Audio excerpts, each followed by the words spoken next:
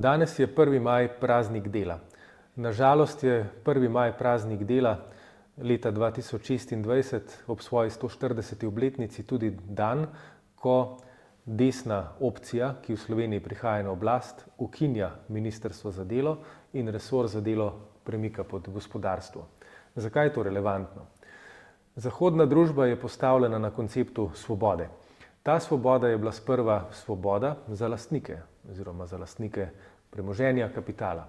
Skozi 19. stoletje se je ta svoboda išla tako, da so bili oni absolutno svobodni, delavci, ki so delali pri njih, pa so delali v nemogočih pogojih. Umirali pri 40, otroci so delali neizobraženi, podplačani, zanemarjeni in tako naprej. Praznik dela praznujemo kot upor proti taki družbeni ureditvi, kot klic k družbeni ureditvi, kjer delavci zahtevajo enake pravice zase kot lastniki kapitala. Po 140 letih se to v Sloveniji premika v drugo smer. Prve učinke tega premika že čutimo. Poglejmo samo politiko plač naše vlade in pa bodoče vlade. Naša politika je bila zviševanje minimalne plače, ki potiska navzgor tudi vse ostale plače. Te so med letoma 2018 in 2026 rasle 3-krat hitreje kot v letih predtem. Desnica je to kritizirala in rekla ne zviševanje minimalne plače in ne zviševanje plač, mi moramo do višjih plač priti z nižjimi davki. Zdaj so svoj predlog za nižje davke dali.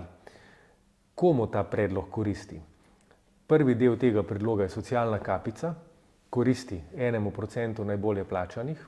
Če vas zanima, če boste vi kaj imeli od tega, se vprašajte, če vaša bruto plača znaša 7500 evrov ali več. Če je odgovor ne, od tega predloga ne boste imeli niti evra višje minimalne plače. Drugi del tega predloga je nižji davki za najemanje stanovanj in deregulacija Airbnb-ja. Spet, ste lastnik več nepremičnin, jih oddajate preko Airbnb-ja, če je odgovor ne, ta predlog vam ne bo koristil. Ampak tako je v državi, kjer si lastniki kapitala, menedžerji in njihovi politični zastopniki poskušajo izboriti monopol oblasti in delo podrediti temu. 1. maj zato ni stvar preteklosti, kot bi ga radi prikazali nekateri, ampak je realnost in napoved, da se bomo morali za pravice vseh, ki živite od svojega dela, še naprej boriti.